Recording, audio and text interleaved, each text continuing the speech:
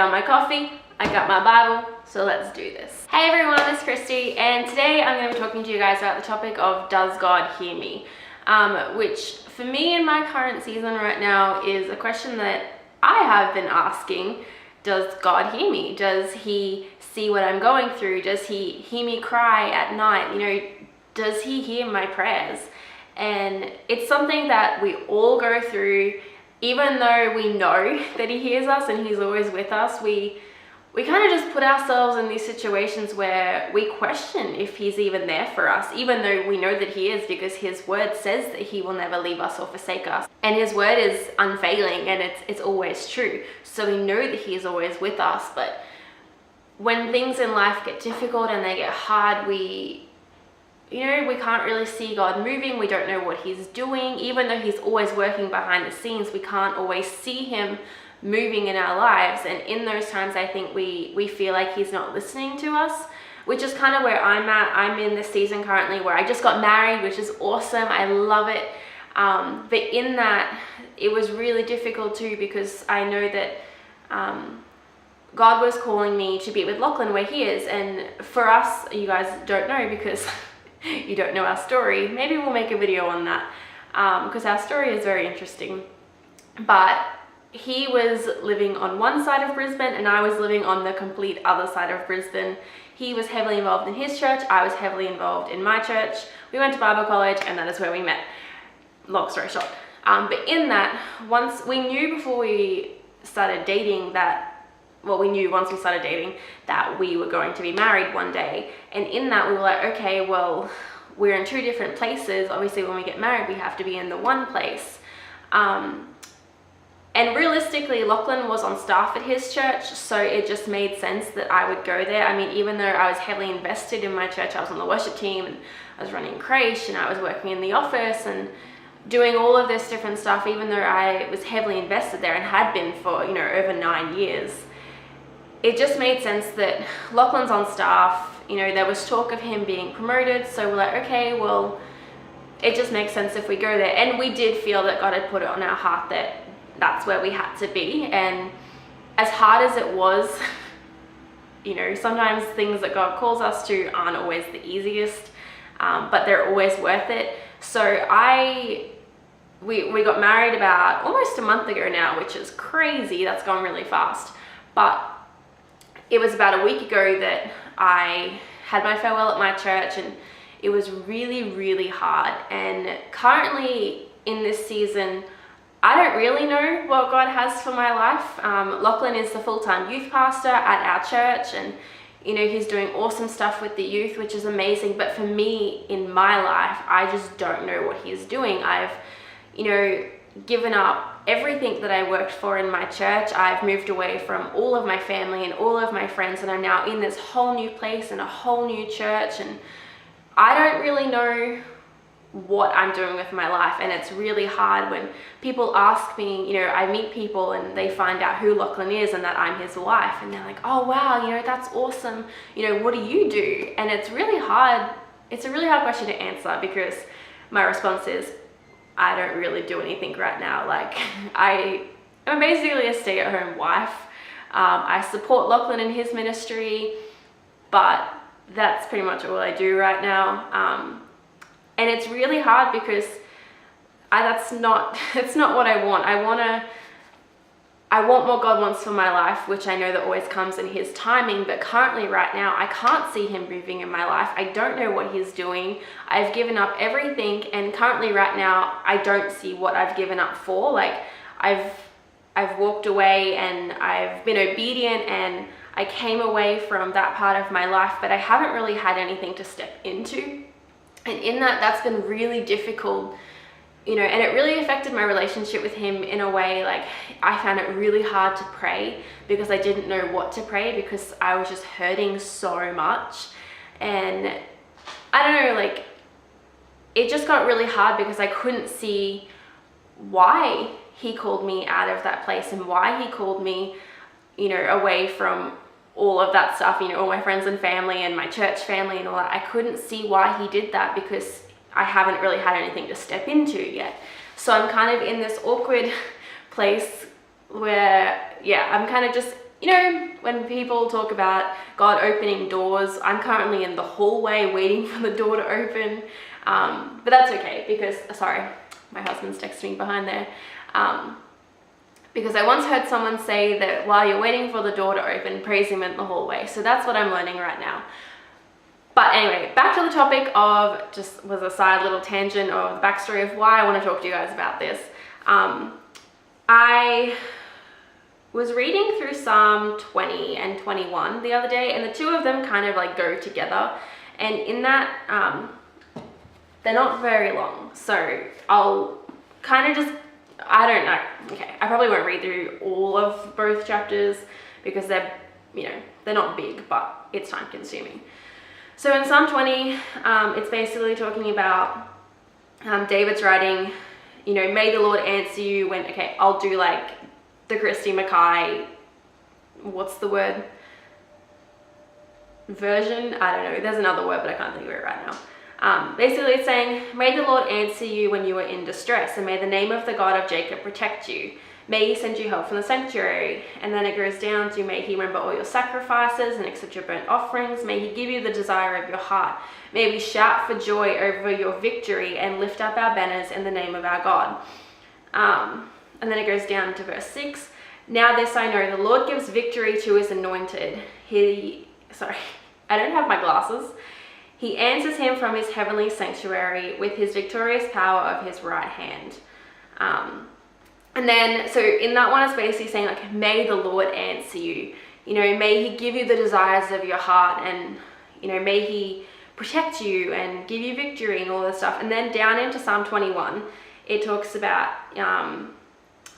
I'll just summarize, that was the word I was looking for before. So this is the Kristie Mackay summary. Yeah, no, that still doesn't sound right. Anyway. How great is his joy in the victories you give. You have granted him the desires you have granted him his heart's desire and have not withheld the request of his lips. You came to greet him with I cannot talk right now. You came to greet him with rich blessings. And it goes down and says, he asked you for life and you gave it to him. Through the victories you gave, his glory is great. And it basically talks about, you know, you made him glad in the joy of your presence, and, you know, you have granted him unending blessings, and, you know, your hand will lay hold of all of his enemies, and, you know, basically the name of the Lord will be exalted. And I really like those two chapters together. One, like in the first one, it's saying, you know, may the Lord hear you, may he protect you. And then in the next one, he's saying, you know, praise God, he has given you your heart's desires, he has given you victory, you know, he's given you joy. And I really love that, like, that he does hear us, he does see our situations, and even though we might not be able to see him moving currently, we know that he does hear us and that he is going to come through. If you had asked me what I wanted my life to look like and what I thought my life was going to look like, it would be totally different to what it looks like now. I never wanted to be married to a pastor. I knew that that was in God's plan for me because he had been revealing that to me over a couple of years, but I was kind of reluctant because I never really wanted to be a pastor's wife. But it's just, yeah, I know women who have walked that road, and even though it's amazing and it's beautiful, it's also very, very difficult. And I saw the difficult side of it, so I was like, no thank you, don't want to marry a pastor, like I'll just marry a good Christian man and we'll love Jesus together. But we have to surrender what we want for our life and let God have his way, because God's plan for us is actually so much brighter and bigger than what we could have ever imagined. You know, the plan that I had for my life, I look back on it now and I'm like, wow, that was nothing compared to the plan that God actually has for my life. Even though I don't really know the fullness of that plan, I have, you know, he's given me little things to prepare me for what he has for my life. But when we give up control and we let God take control of our lives, we're exactly where he wants us to be. One thing that I get out of these two Psalms, and not just these two Psalms, like the entire book of Psalms, is that if you read through it, you'll notice that in the beginning of most of, like, I'm talking about David's Psalms here because I love them. In the beginning, you know, he's in a really sticky situation. You know, he doesn't know what God's doing in his life. He can't see God moving. He can't hear him. He's wondering, you know, where God is basically, and does he hear his voice? And I'm sorry about that bird. It's our housemate's bird, and it just is really annoying.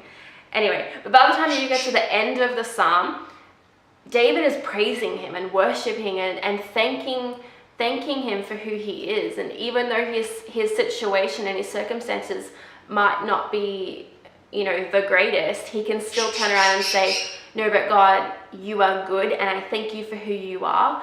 And that is what I love the most. And that even when we are in situations where we can't see God moving and we're wondering, does he hear me right now? Does he see what I'm going through? We can trust in who he is, because, you know, his love is unfailing and never ending. And, you know, his promises are backed by the honor of his name, because he is good. And we can trust in who he is, and we know that he will come through, and he's always working in our lives. You know, even if we can't see it, he's still working behind the scenes. He's working behind the scenes in my life right now. And even though it's frustrating, I know that what he has for me is good, because the plans that he has for me are good, because his word says so. God sees what you're going through right now, and he hears you. He never leaves you or forsakes you. His word says so. He is always, always with us.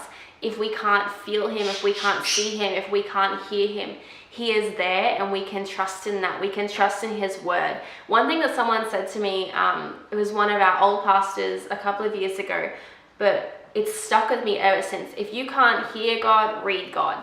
Read his word, because it is him.